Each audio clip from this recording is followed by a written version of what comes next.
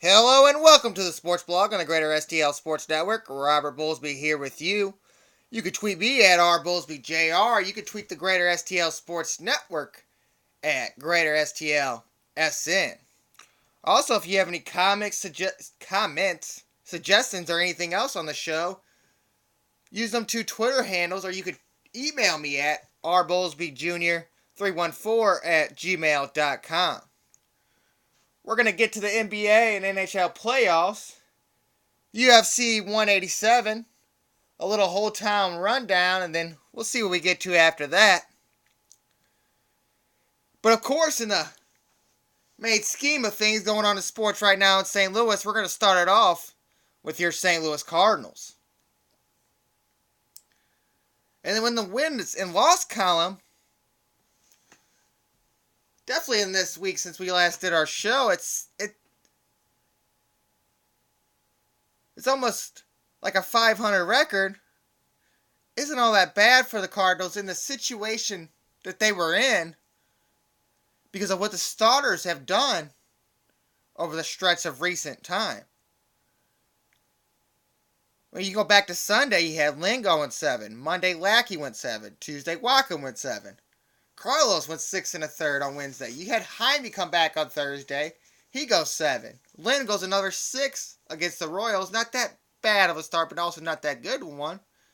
And then Saturday, Sunday, Lackey goes 5 in a rain out. But that, of course, doesn't waste your bullpen. You have Waka going Sunday going 7. And then Carlos again for his second start in the stretch. He goes another 7. So even though you would like to get a lot of more wins out of what I just said, where the bullpen was and where they should be now in the situation they're in with the starters, it could really bowl down the stretch for the Cardinals. Because these relievers were losing it. You seen Mitch Harris, who was just phenomenal when he first came in. He was pitching so much. He was starting a lot of hits and a lot of runs. You seen today, like Seagrass, who has been pitching a lot, it's starting to get to him. Manus is your ground ball guy, but if he's pitching so many innings, he can't keep the ball down.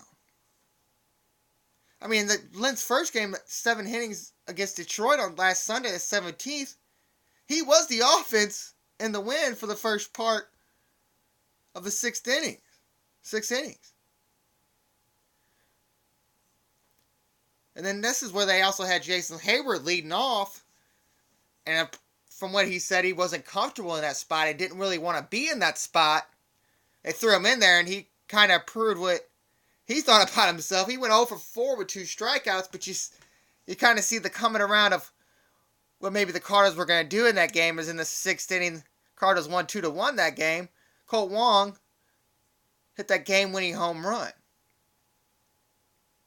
Now this is kind of where he got into this little stretch of being the leadoff guy.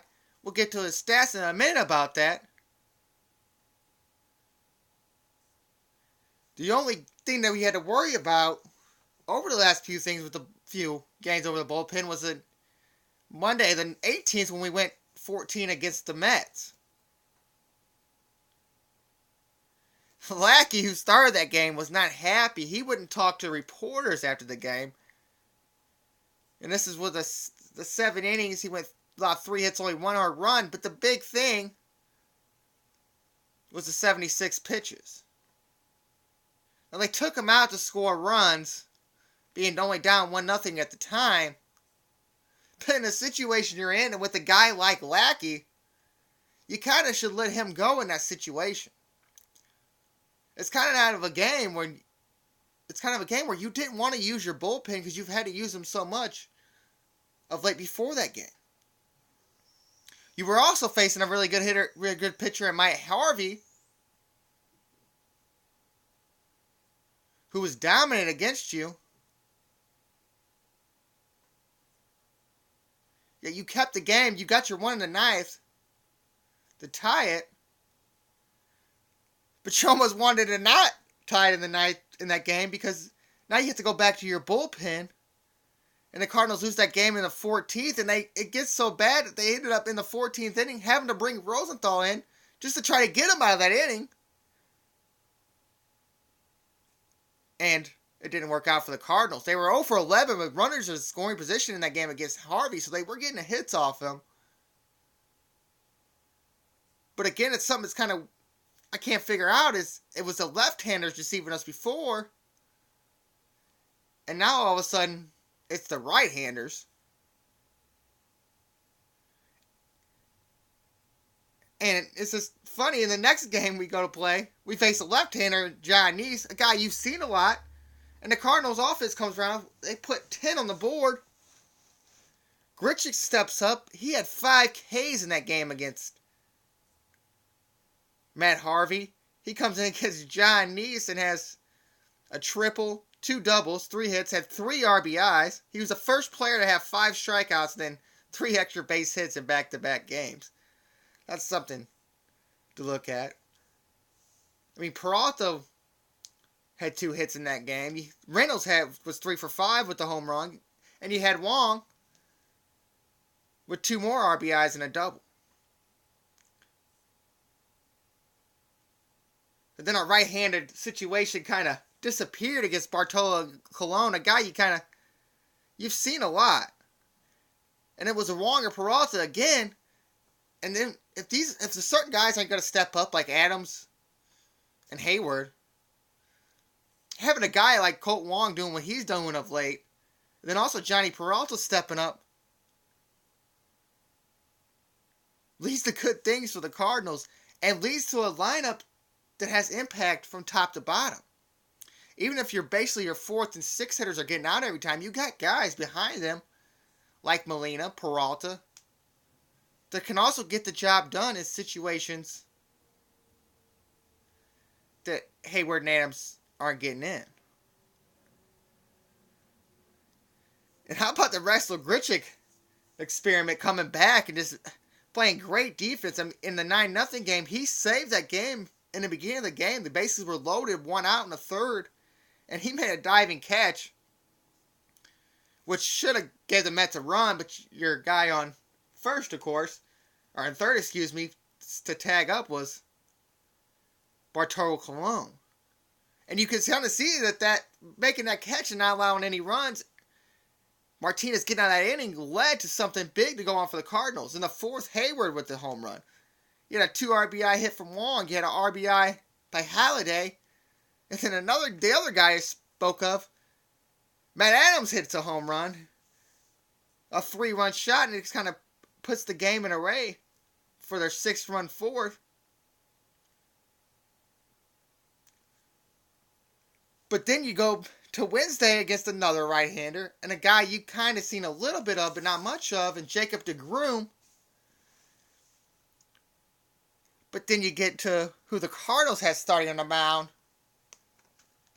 and that was a guy that you haven't seen a whole lot of over the last few years, and Jaime Garcia. And I complained about him the whole podcast, I think, last week. The whole thing, I feel like I complained about Jaime Garcia going from AAA to AA, and then all of a sudden saying, I can go to the majors, I'm all right. Well, he proved me wrong. He went 7 innings, 5 hits, 2 runs.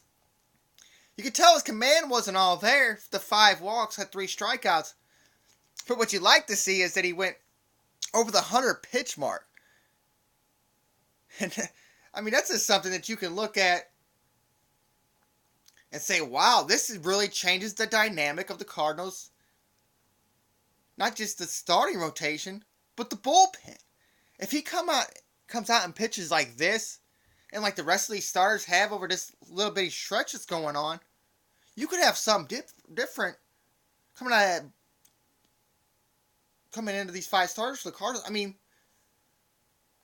I was kind of the one on the Marco Gonzalez trade when it was Marco, Jaime, and Carlos, because of bringing a left-hander out there just to change it up for a little bit of deception. And most left-handers are more deceptive than most right-handers. The problem in that game for Jaime, other than Randy Choate, was Jacob deGrom, only allowed 2 hits for the Cardinals and got the second highest game score this season. If you would like to know, they were both against the Cardinals, game score and fantasy points, if you didn't know what I was talking about. The 2 games were both against the Cardinals. Of course, Corey Kluber's one-hitter less than a week ago, and Jake DeGrom. So this right-handed thing kind of scares you a little bit. And then maybe Matheny making a bad decision after Lucas Duda hit the 2-run home run off of Garcia for hit the 2 runs in the game, early in the game, when the Cardinals might still have the chance in it. He brings in Randy Choate. And this is after a Mitch Harris little bit of a meltdown, allowing a couple hits to get to the left-handed Duda. And he hits a 3-run home run off Choate, 5-0, puts the Cardinals out of the game. And if you looked at most of the stats there, you would have known that Lucas Duda, for some reason, hits lefties better than righties. Now, you probably had to play into that situation and that your reliever you had in before Choate wasn't doing very well. And a left-hander was coming up anyway, so you kind of look at that and say, well, he's kind of in a rock and a hard place at that one. But there's other guys in that bullpen to get the job done. I mean, after these starts, your bullpen last had to pitch a lot on Monday, and this is Thursday. So, I mean, they had a lot of days of rest to get other guys out there other than Randy Choate, who hasn't been that all-great left-handed specialist so far this season. But you still split that series, and it's kind of funny in that 4-game series against the Mets. You have 2 games where you only score 1 run, and yet you average 5 runs in a series. It shows you what the big offensive explosions can do to them little bitty stats like runs per game, averages, and stuff like that.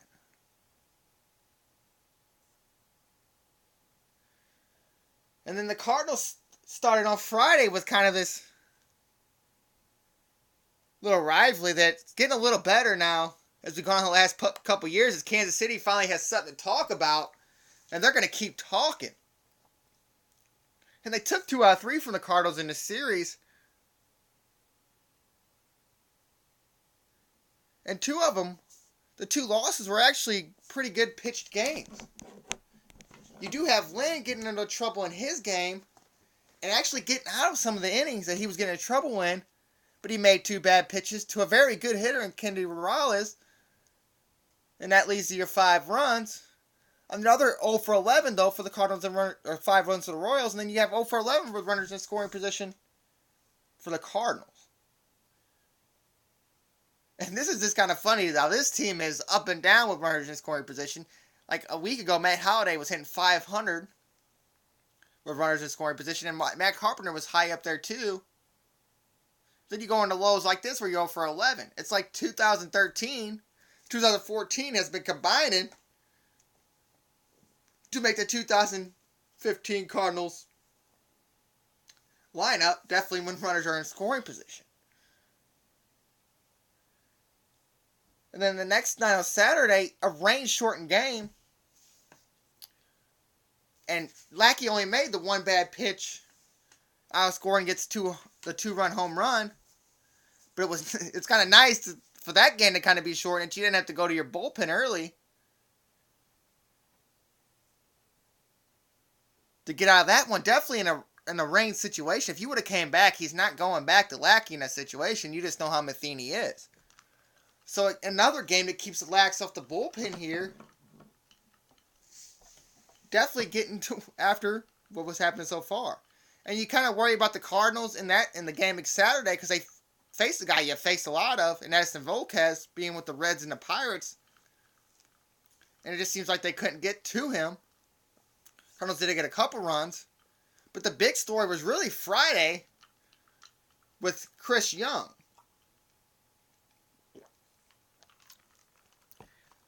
Now, he pitched very well when he was with San Diego a few years ago. And then just had this weird injury that he ended up self-diagnosing himself, going back to doctors actually in St. Louis, and saying, hey, I looked all this up. This is what I think's wrong with me. And it looks like they fixed it. He was the comeback player last year for Seattle and pitched outstanding for them for a team that was really close to going to the playoffs and really didn't have nothing else. After Felix Hernandez, he gave him a nice solidifying spot in that rotation. Then he comes to Kansas City on another incentive-based deal. Was never guaranteed a starter spot. Actually started the season in the rotation. Didn't get his first start till May. And has just been dominant since then. I think his ERA was .96 after the game. I think 5.0 total on the season, counting bullpen and starting pitching. I mean, it's nice to kind of see guys like that come back and do big things. And he's a very deceptive pitcher. He's a big, tall guy, and when he pulls his arm back, he pulls it all the way back and kind of leans back before he comes to the throw, kind of hides the ball from you, and definitely with them long arms, he's going to be deceptive with the speed because it's going to be hard to kind of figure out his release point every time. But just the guy who's been, over the past years before last year, just trying to get back to pitching in the major leagues and pitching well in the major leagues. And now he's come back over the last 2 years and been a very good pitcher, just like he was in San Diego. But now we get to Sunday and the only win for the series for the Cardinals. And this one is basically all about the pitcher. And the Cardinals pitcher. We faced Ventura, who's a really good pitcher, and this is where I don't understand, is you face another guy like Ventura, who's been very good against you and very good overall, and yet you hit him very well. But the guy I want to get on is Michael Wacha. 7 innings, 5 hits, 0 earned runs, did allow a run unearned, 2 walks, and 7 Ks. For the win, put him 7-0 on the season. The Cardinals are 9-0 in Wacha's starts. Now, if you went on social media and kind of read some stories on Michael Wacha, they're acting like this is just happening. Ever since he's becoming the ace since Wainwright went out. He's been your guys. He's been your ace all season. He's been the best pitcher for the Cardinals since the beginning of the season, since before Wainwright was injured. He has a 1.87 ERA so far this season. So that don't mean it just started since Wainwright went out. And you know what this guy could do, but you had to worry about the arm a lot with him. And that stretch factor that nobody knows about other than Brandon McCarthy, who's had a lot of problems with it over his career. And with the kind of inconfidence that the Cardinals have had, well, not really the Cardinals have had, but that the naysayers, the people that write the stories on the Cardinals and the fans have said on some about their doctors misdiagnosing some of the players to where they say a 2-week injury turns into a 6-month injury. So it's nice to see him come back and pitch the way he was pitching in 2013. And he also pitched very well last year before he got injured. But now he is coming into his own and he's making himself and proving himself he's the ace of your staff. And it's making a no doubt about it. Like, I thought Lynn was going to be that guy. It was Lynn and Wacha. Wainwright, Lynn, Wacha. It was almost a no-brainer that Lynn was going to be that second guy. And since Wainwright has been out, he hasn't been that almighty dominant guy like Wacha has. I mean, it looks a lot worse in that Kansas City game going with the 6 hits and 5 runs. 2 bad pitches for the home runs. But he did have a really good game before that. And yet you're not even thinking about him right now with the way that Wacha's pitching. And then you've seen Jaime pitching. And then the only guy you're worried about is Carlos. Going in and out of the little spurts he's been going through. But Wacha's been just great for this Cardinals in a stretch of where they needed him. And I think if he faltered, this team would falter. And then you would probably have to go get a guy like Cole Hamels because people think this team can win because what's happening so far this season. And it's nice to see Adams also turning around a little bit. As Carper had a big home run in that game, but the scoring started really with Adams getting a 2-run double, and he had 2 hits. He's got that average up to 241 now, so it's nice to start to see him hit a little bit with the big home run against the Mets and Bartolo Colon.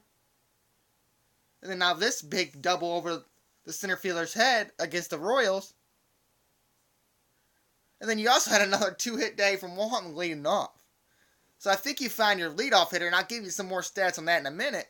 But it's nice to see Adams coming in, and he kind of had to play in this series, so you could kind of DH Reynolds. Didn't have to worry about him in the field. And there's really no else to put up first other than Reynolds, and then you kind of worry about who you're going to DH. You could have DH'd Grichuk, which he got a lot of playing time in this series, along with Borges, with Holiday DH in a game, and Jason Hayward sitting. But you do want which your little known quantity right now, and that's Mark Reynolds going out there and getting big hits, hitting a lot of home runs. And then you see Carlos today, Memorial Day, and when I just said you're kind of worried about Cardinals and it's going up and down. And the bullpen faltered today for him, but it was nice to see him go out there 7 innings, 5 hits, earned runs, 0, 8 Ks, 2 walks, and that ERA was up there in the high 4s just a week ago is now down to 3.54. So what all this kind of goes into is that if the starting pitching stays where it's at, this team doesn't have to score a lot of runs to win. You kind of hope that them 10-run games would kind of be 5-run games. You use some of them runs in other games, and you could say that and blah blah blah. But it's just baseball. That's what happens. But like in today's game, they only scored 3 runs. They only had 2 going into that 8th inning. But they come back to home, they get the win. Peralta's doing big things, gets another big hit, and this one's a walk-off home run. And it was nice seeing Rosie go out there. He pitched 2 quality innings, got the win, got his ERA down to .81, and he's having a very solid yet quiet season. You don't see a whole lot of talk about him right now this year so far. Yeah, he's one of the best closers in the league, and he hasn't only been used in closing situations.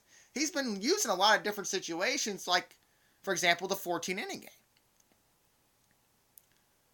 And he's just pitched well the whole time. I don't know if he's only allowed the 1 run. I didn't look at the innings and stats, but I remember that run was the home run in Pittsburgh, and then we came back to win that game. So I was going to before I was looking at just his stats and seeing I was going to kind of hail for him to come in and try to start, since he's been pitching that as well as he has. But I don't think I want to take him out because he's been pitching even better than I thought he's been pitching.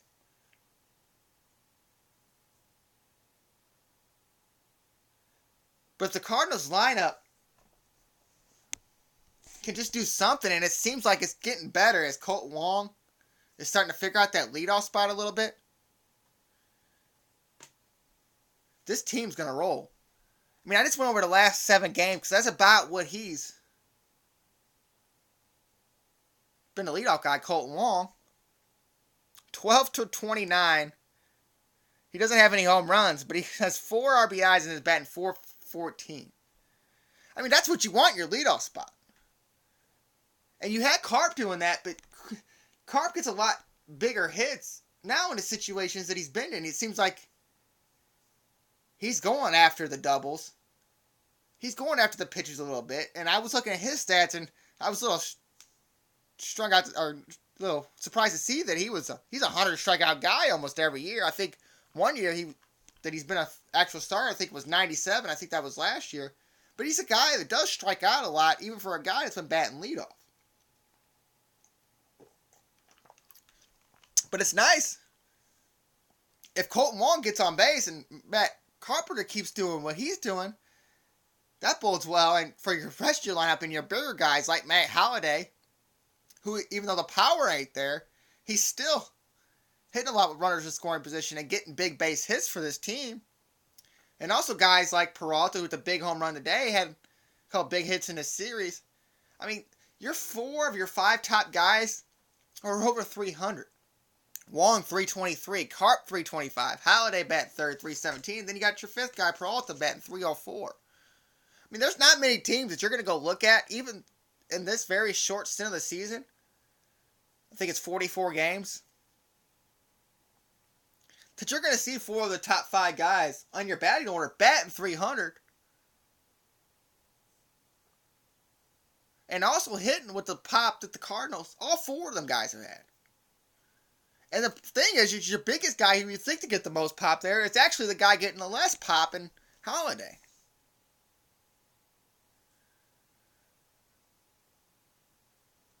So the Cardinals right now are in a little bit of stretch where you're going to be playing some bad teams like the Diamondbacks. And you can't go out of this with a 500 record and expect to play these teams in the division, because they're going to figure out, hey, if they ain't scoring, we got to go with our best lineups here against this guy and that guy. You got to get your wins against these worst teams and go against and get basically 500 against the better teams. I mean, you would kind of hope the Cardinals would get a win in that series against the Mets. But the Mets are a lot better team, definitely pitching wise, than people think. And then you're just glad the Cardinals pull out the last game against the Royals to jump in there and get hammered by a team that people were saying was lower than you, which are probably a little bit better than the Cardinals, and to get hammered all 3 games and not pull one out probably could have been devastating for the Cardinals. So it's nice to see them start pulling games out like the Royals game and the game today, and get these wins for these starters to keep them rolling and not affect the confidence. That's one thing Matheny can't do, is affect the confidence, like taking Lackey out of that game of 76 pitches. And it didn't affect it too much, as you see. He came out and had a decent start in the rain out.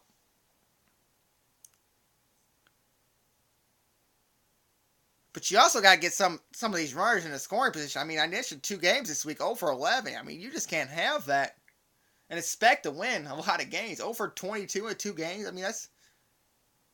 And if you want to throw another game in there, you only had 1 runner in scoring position against Jacob deGrom. So in 3 games, you were 0 for 23.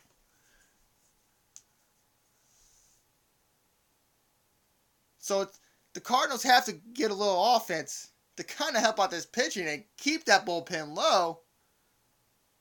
But you also got to have a little bit better management of that bullpen by Matheny. And maybe Matheny has to do some things, maybe swing around Hayward and Grichuk to get more production from that lineup. The crazy thing is going to be is when John Jay comes back, as he today went down to Peoria to start his rehab site. What you're going to do in center field with 3 guys playing well. Jay was playing well before he got injured. And now you got Grichuk playing a decent center field and shown that his defense is there. And you got Borges, who makes almost every play. And it's actually hitting a little bit this season. So we'll see what the Cardinals will do the rest of the season to kind of counteract for really, to me, has been a low offensive product put out there this season. Not the worst in baseball, but not up to expectations. All right, we're going to take a break, and we're going to bring it back right here on the Greater STL Sports Network.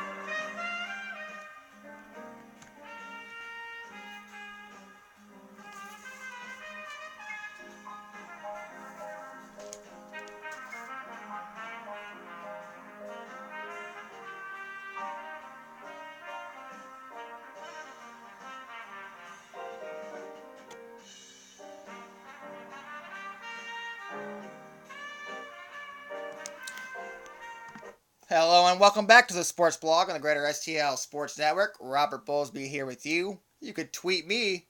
Tweet anything, anything you want. At RBowlesbyJR. You can tweet the Greater STL Sports Network at Greater STL SN. So let's get to these NBA playoffs, and both series have been dominated against the two best players in the league right now.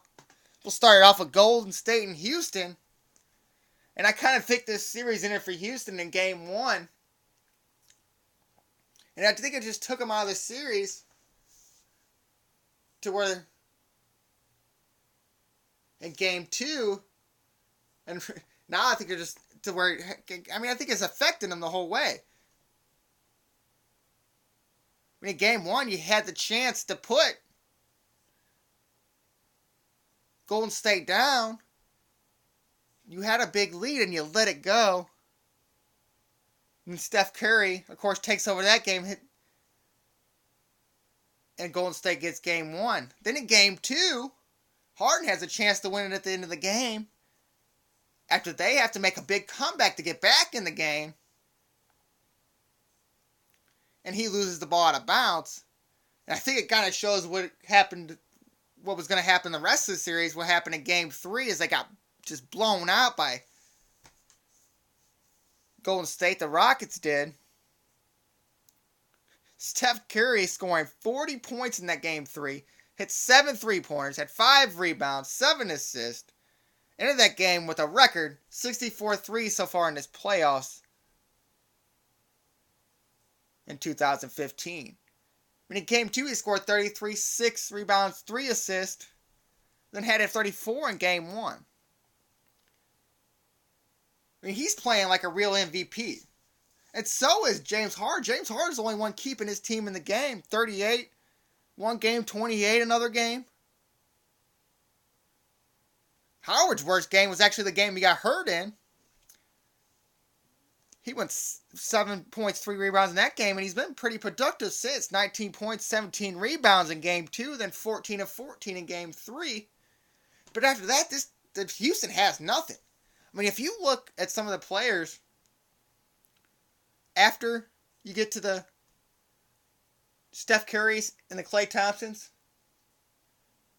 you got a guy, Harrison Barnes, who plays very well. You got a guy in Draymond Green, who had games with 12 points, 8 rebounds, 7 assists. A game of 17 points, 13 rebounds, and 5 assists.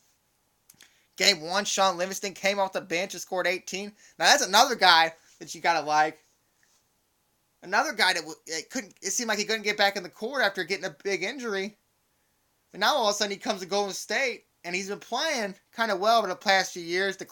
He started off with the Clippers, but just kind of a sneaky guy to get in there and get some points for you. But, just not just him. Draymond Green, like I already said, Andrew Bogut, Leonardo Barbosa out of nowhere, Andre Iguodala. After Harden and Howard, you got Trevor Ariza. Is that a big guy you're going to name to compare to a guy that you heard before, like of Andrew Bogut? And Jason Terry's really a backup point guard in this league that can hit some big shots. Josh Smith is an alright player, but he's not a big scoring threat against the team that you need to score against. And then you don't know what you're going to get from Corey Brewer, who just goes in and out. It seems like, and when he plays, it seems like one game he's great, the next game he's not. But I said last week that I thought the problem was going to be them having to guard Steph Curry because Harden can't guard everybody. And for the only way for the Houston to win was for Dwight Howard was going to have to dominate. 19 to 17 is a pretty good game. That's what he had in Game 2. 14 to 14 is a pretty good game. But that's not dominant.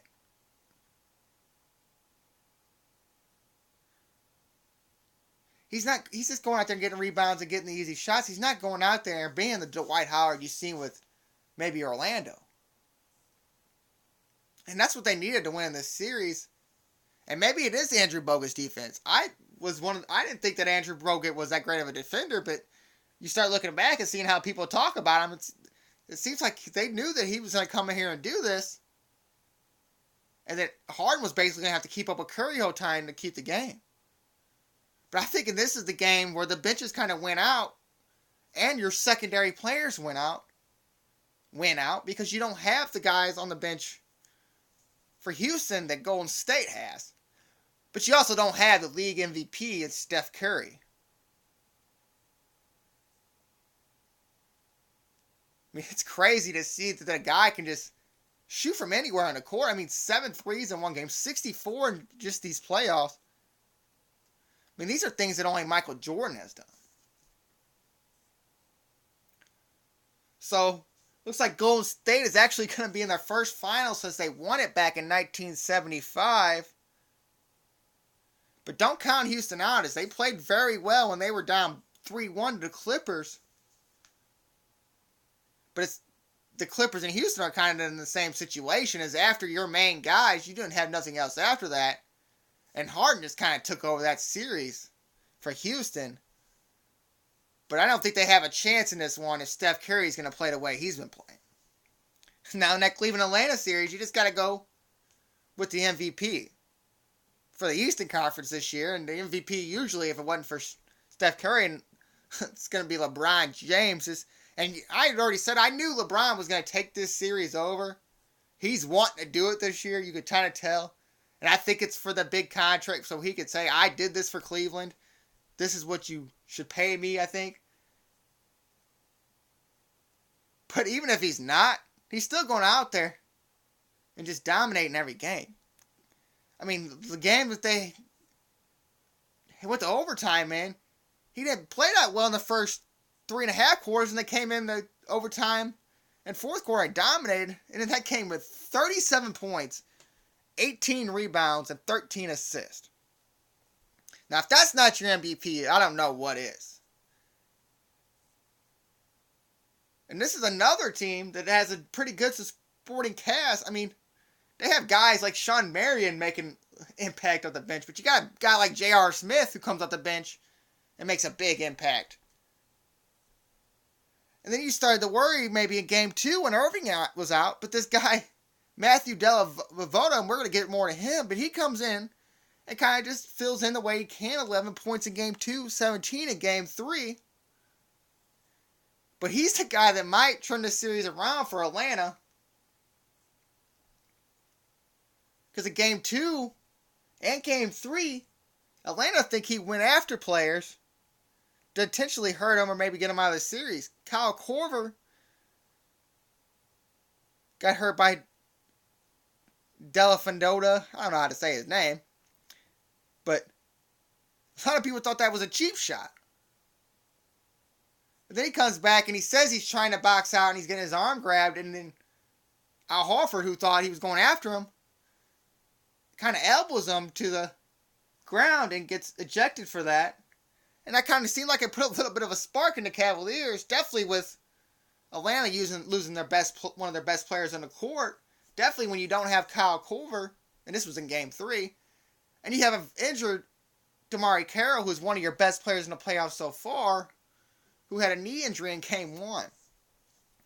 So you kind of feel bad for Atlanta in a way that they lost their biggest players in a situation they need them, even though they didn't lose DeMarre Carroll. He's still hurt, and you can kind of tell that he's can't really run around with LeBron right now. And I think it affects him a lot in this series. So it looks like it's going to be Golden State and Cleveland in that final. And that should be a fun one. I think that's probably going to come up as a pick'em. But will Curry and his supporting cast be able to overtake King James and his? These NHL playoffs have been a little fun also. And we'll start it off with in Anaheim, Ducks in Chicago. And I think I talked about Game 1 last week. It was a dominant performance by the Ducks in Game 1 to take a series lead, 1-0. But then you got to get to the fun games. Game 2 was a 3-overtime thriller that finally was ended in a Blackhawks win. And this is kind of the crazy thing for me, something you don't hardly ever see in a hockey game. Corey Crawford in that game had 63 games 63 saves in the win. Frederick Anderson of the Ducks had 53 saves in the loss. You hardly ever see that, and that's goalies standing on their head right there to try to prove going goal for goal, shot for shot. I mean, some of the shots hit the post. I mean, both teams were going down and going at it. There was a lot of post hit, and sometimes you see a goalie kind of get frustrated by that when he's getting a lot of shots, but it seemed like neither one of these goalies did. That they were playing to the end no matter what. And the Blackhawks just pulled it out.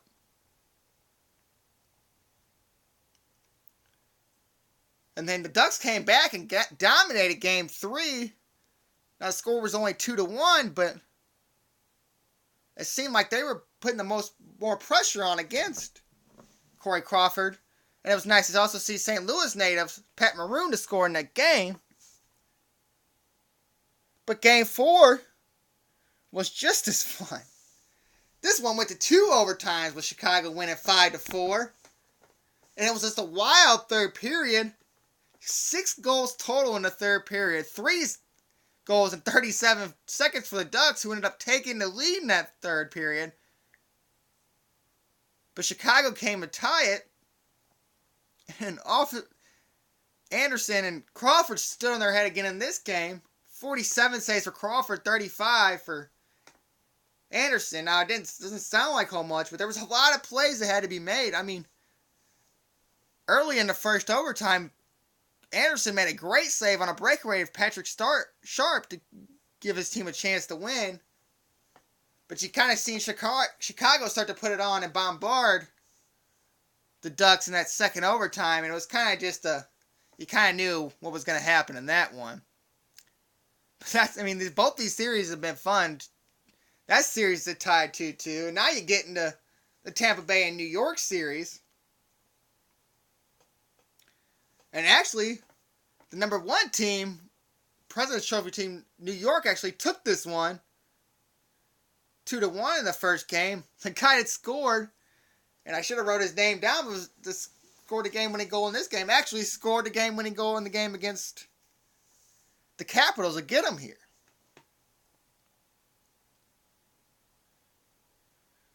But then you kind of thought that maybe it was starting to be bad times for Henry Lundqvist, as in Game 2, Tampa Bay went 6-2, and a lot of guys that you've heard in this name of series for New York, it's always very easy. Nash and St. Louis, and actually St. Louis was struggling. Rick Nash was not.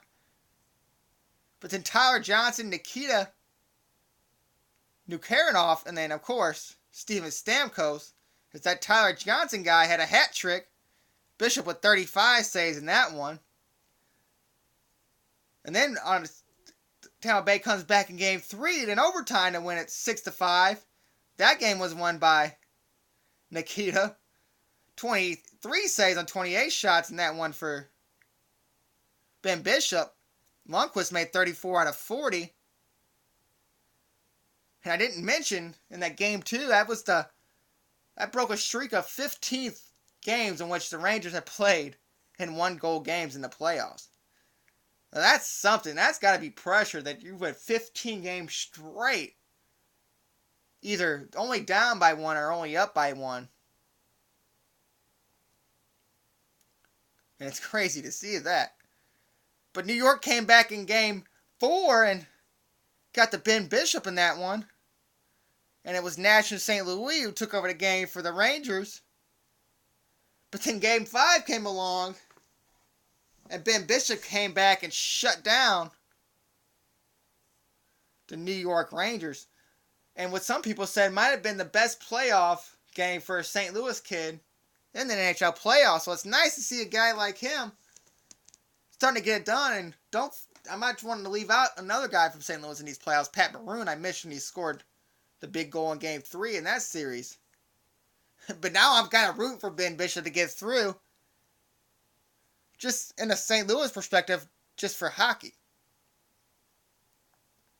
And just to end the hockey news, and that series in Tampa Bay, New York's 3-2 Tampa Bay, with Tampa Bay able to clinch the series at home in Game 6. Just for a little light Blues note, while we're on the hockey situation, it was nice to see that they signed Martin Brodeur to a 3-year contract to be the assistant GM for the Blues. And a lot of these major sports are starting to go to the former players for these positions. And not just assistant GM, but scouts. As I guess some of these foreign players are probably coming around to want these jobs to stay in their prospective sport. And people are finally starting to listen, and they're proving that their eye for talent and their eye for the normal everyday player. So now we'll move it on to the UFC, and 187 was this weekend. And I'm going to talk about the last 4 fights of the match. As Andrei Arlovski, in what was just the crazy first round of just back and forth, he comes back and wins in KO in round 1. You had Daniel Cerrone versus John Medeski, and this was Cerrone's fight all the way. And he knocked out Medeski in the second round, and they ended up finding out that he broke his jaw in that fight. And Cerrone's kind of like a big guy, a wicked guy, kind of looks like a Sean Bradley type, like he wouldn't go in there and be athletic or anything. And he just comes out and he looks the part of a fighter, and he's got to be a scary guy being that tall. It's got to be hard to hit him in his face. Plus, with all the reach he has, it's probably very difficult to fight him.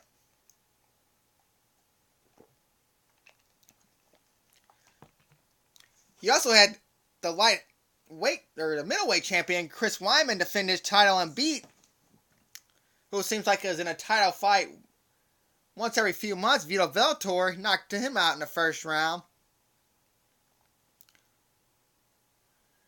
But then you had Donald Cormier submitting Anthony Rumble Johnson in the third round. And with a fight that you kind of thought at first that Rumble had, dominating the stand-up against Cormier, actually knocking him down one time.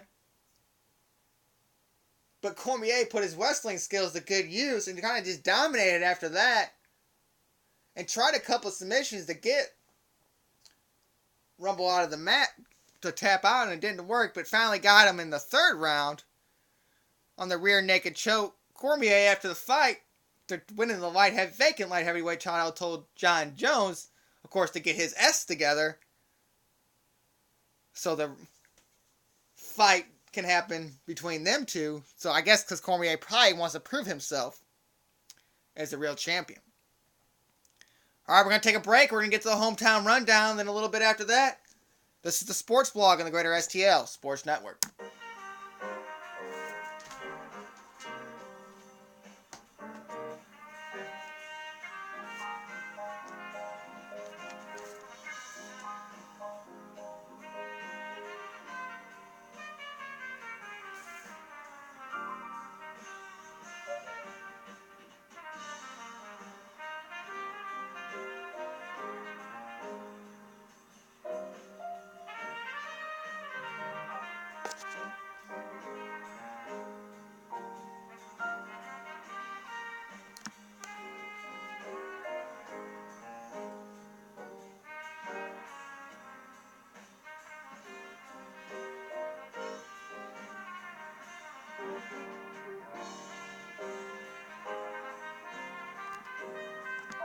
Hello and welcome back to the Sports Blog on the Greater STL Sports Network. Robert Bowlesby here with you. You can tweet me at rbowlesbyjr for comments, suggestions, just anything you want to talk about. You can tweet the network at Greater STLSN. Alright, let's start off this segment as we usually always do with the hometown rundown. And St. Louis FC played 2 games this week. They first played their first game in the second round of the Lamar Hunt U.S. Open Cup soccer tournament versus the Des Moines Menace at Worldwide Technology Park. Things were scoreless until the second half when Brian Gall scored his second goal this season in his second straight game in the 68th minute to give St. Louis FC the lead. The Menace tied it in the 85th minute beating goalie. And I had that written down, but I do not. Mark Pius, excuse me. That tied the game at 1-1 and it led to an overtime. And in the 97th minute, that would be the 7th minute of the first overtime, Jeremy List scores the eventual game winner for FC on a rebound. It puts St. Louis up 2-1. They went to the second overtime and a lot of chances for the Menace to come back and tie the game. They do not. FC wins to advance in the Open Cup tournament.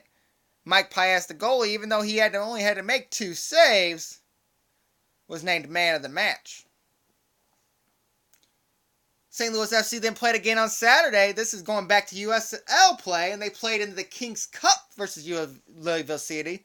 Kings Cup is what the USL is just trying to start a couple rivalries, and basically the most team with the most points against each other this season wins this Kings Cup.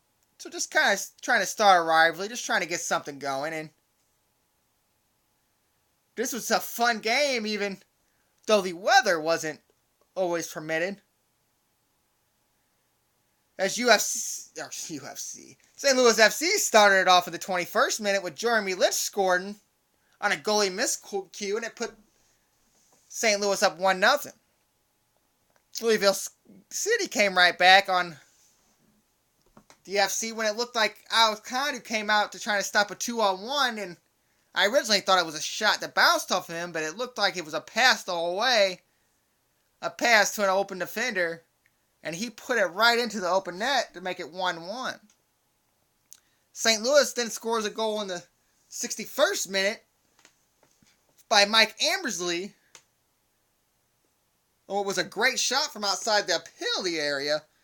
FC goes in up 2-1. And then the weather hits us. The game goes into about an hour-long rain delay.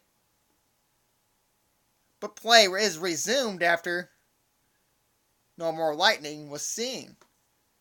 So Louisville, the game resumes, and Louisville scores to tie the game in the 72nd minute, or 75th minute.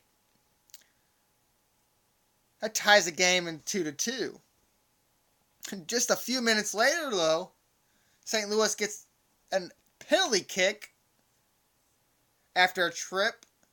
Brian Gall is on that penalty kick, and for the third straight game, he scores a goal. That puts St. Louis FC up 3-2. They couldn't hold on, though, as in the 81st minute, Louisville City got right back to it in the 81st minute. They tied the game at 3-3, and that's how it went in there. And it was a nice attendance there for St. Louis FC, as even with the weather being bad, 4,700 people attended the game. And this is one, and I'm going to get to it a little later, something else you should support, but support soccer in St. Louis, because when we don't have football, at least we'll have soccer. And maybe if you support soccer in St. Louis, it brings the MLS to St. Louis, along with keeping your football team there. FC does resume play this week, Wednesday 1st, in the U.S. Open Cup. They will play the NASL's Minnesota United FC. The winner of that plays Sporting Kansas City in the final of that Lamar Open Cup. And then they resume USL play on Saturday, May 30th, that they will play again as they continue the Kings Cup in Louisville City. And that game's at 7 o'clock. That does run the record, though, to 3-3-4, I think it was. 3-3-2, 11 points in a division, and I think at last look, they were 7th. Now, as we talked about the last week, the River City Rascals got under play and started a 3-game series on Tuesday with the Southern Illinois Miners on the road, and were swept by the Miners in all 3 games. The Rascals actually took an early lead in Game 1, 4-2, but the bullpen struggled And that one allowing 4 runs in 5 innings, giving the Miners the win. In Game 2, the bullpen again surrendered a lead, a 3-1 lead in this one in the 7th inning.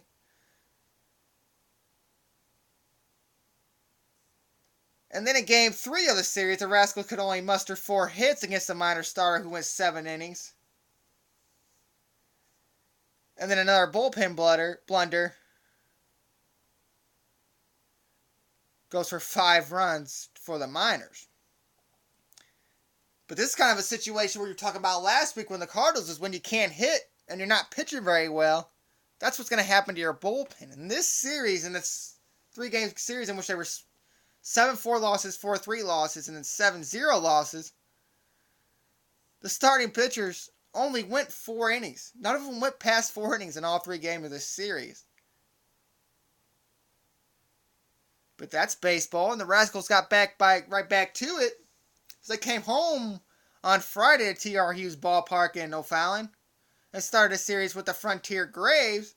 And in the first game, in front of a crowd of 4,500 plus, the best crowd since 2008, the Rascals won 6-4 and had their highest hit total of the season with 15. And Joe Scano, who was starting the game, showed up for the Stars. He went 6 2/3 and K'd 7. The Rascals won their 3rd game of the season in Game 2, their 2nd in a row, winning 4-3. Another okay start helps it out, though. Mark Rutledge went 5 1/3, allowed runner to run, 4 Ks. And that's what happens when you get halfway decent starts. You put your team in a position to win. And the Rascals, who were swept in the series previous, got their sweep Sunday at T.R. Hughes, winning 8-2. Another starter went 5+ innings, allowed 1 earned run. You had Zach Cominiton in the game, 4 for 5 with 4 RBIs to help the Rascals to the win. The Rascals resumed play against the Washington Wild Things at home at T.R. Hughes Ballpark in O'Fallon on Tuesday. The game starts a 3-game series. And we're going to get to some football. And that's indoor football, as your St. Louis Attack went on the road in Hidalgo, Texas to play the Riviera Valley Soul at the State Farm Arena. And a lot of big plays, a lot of by the Attack in this one, and kind of shoddy good quarterback play led to a lot of defensive points being scored by Louisville. And in this league, defensive stops, interceptions get you a point. And then it seemed like after the kickoff or after a turnover or downs or anything, it seemed like on the first play they just went deep and they scored. And the defense for the Attack has been a little shoddy this season in certain situations. But it really doesn't help when your quarterback didn't play all that well either. A lot of bad passes from him. Your running attack did well as Keenan Miller had 2 touchdowns. You also had another touchdown reception from DeAndre Jackson. He's played very well this season. And the Attack had a chance to climb back into this one. But after two straight defensive stops and a touchdown for the Soul, it kind of put it out of the reach, putting it at 42-21. And the Attack ended up losing 64-38. But that's another team you should support because it's football. And this is the kind of team you're going to have. This is the kind of things you have to show support to keep what you want to keep around here in St. Louis.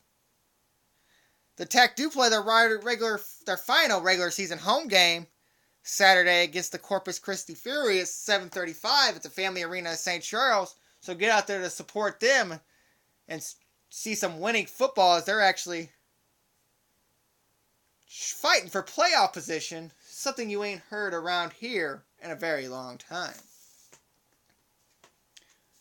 Now, people want to complain about a trade that Mozeliak made this season, and most of them ain't wrong. After that one hitter he had against Miami, Shelby came out again and had another strong start, going 7 innings.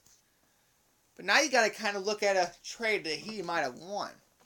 And that was the Lackey for Joe Kelly and Alan Craig trade. Alan Craig was actually designated for assignment. That means taking off the 40-man roster, and I might have mentioned that last week. I don't know if it was in there or not. Of the Boston Red Sox. Now, these don't sound like good stats, but you get the innings.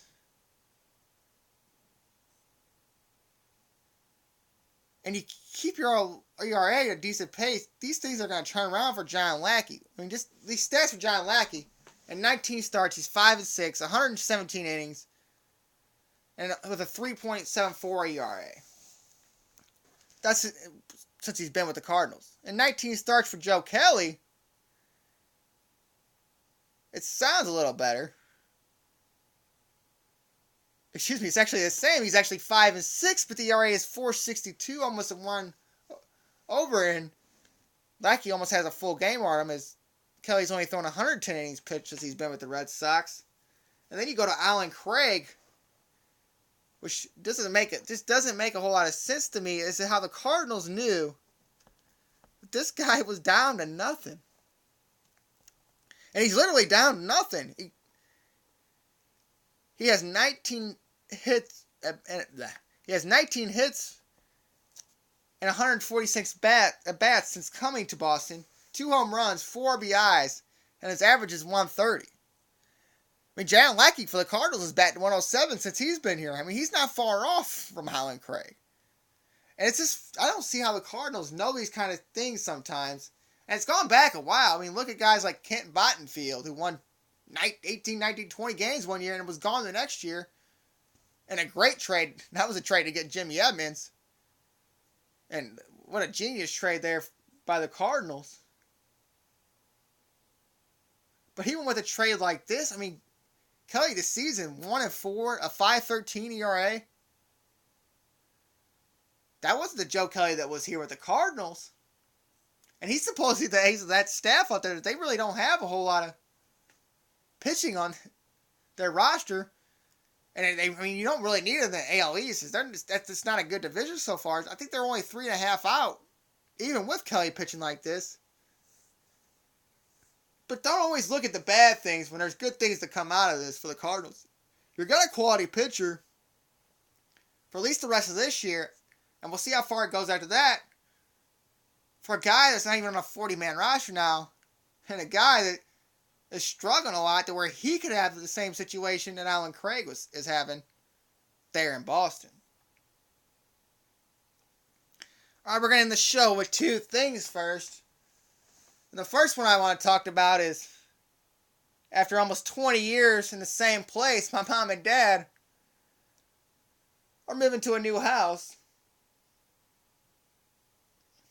And it was crazy as I've been helping them move out this weekend to kind of see the things you kind of forget about when you were a kid. I mean, I found 2 posters of McGuire hitting 62. Then I found a Bush bragging rights scorebook from 1999. And it's just crazy to see some of the players on that. I mean, Keon Dooling just stopped playing last year. It seemed like he was in the NBA forever. You had Kareem Rush. You even had your best friend Stan Kroenke's son on there, Josh Kroenke. So it's kind of funny to go through your life when you're moving out in the aspect of when you're just throwing stuff away and just to see kind of the fun you've had as a kid that you kind of forget. So it kind of puts you in good spirits to say, I seen the bragging rights game. I remember McGuire hitting 62, even though a lot of us want to forget it. I don't want to forget it. It was a good time in St. Louis at the time. But it was just kind of funny to see that I was pretty young then, but seeing some of the players that were still playing in the NBA recently, I mean, and some of the players, I mean, Illinois didn't even have D. Brown or Darren Williams yet. I mean, it just seems so long ago. And I think I went to another bragging rights game after that where they had Dee Brown and Darren Williams. But they had Brian Cook. I don't think them were the good years of Illinois basketball. And then were the Quinn Snyder beginning years. The good years for Missouri. But it's kind of crazy how you go through some stuff and one box kind of flashes you to the past 18, 19 years of your life. The second thing we'll get to, and this is Memorial Day. And if you don't agree with politics and all that mammer jammer crap, the one thing you do on a day like today, which you should do every day, there shouldn't just be one day to celebrate it, is support the people that fight for your freedom and that fight for cronies like me who couldn't last a day in Iraq, to go over there and fight, not just for our safety and freedom, but to fight for giving people rights of what we have.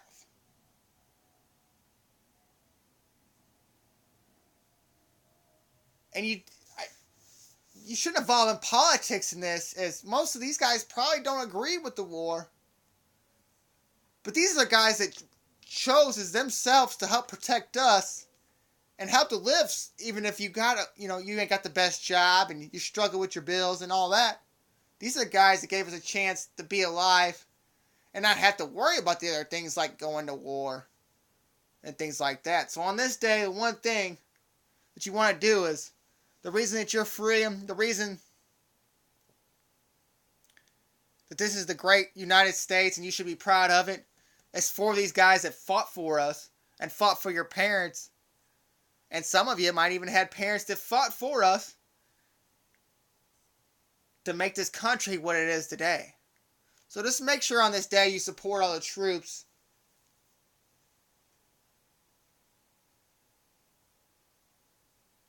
And support their families also. So, happy Memorial Day, everyone, and a special thank you to all the troops out there. And that's going to do it for today's show. I'm Robert Bowlesby, and thank you for listening to the Sports Blog on the Greater STL Sports Network.